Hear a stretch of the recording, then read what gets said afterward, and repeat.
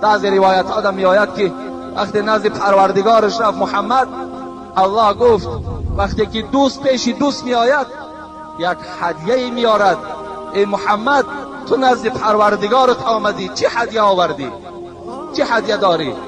حبیب خدا میگه گریان شدن و گفتن یگانه هدیه‌ای که پروردگار من پیش تو آوردم این گناه امت هست، این گناه امتانم هست که آوردم. پروردگارا گناههای امتان مرا بخشیده کن.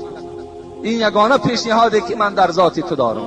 همان امتی که امروز زنش سرالوش کرده است و مردش توی به توی رقص کرده گشته ایستاده است. انا همین امت پیغمبری خدا میگوید وقتی الله از من پرسان کرد که چه هدیه آوردی، گفتم گناه امت آوردم. خدای همین را با فضل خودت مغفرت کن. این بزرگی از ماه رجب انا همین است که معراج در همین شب صورت گرفت. اگر در شب 27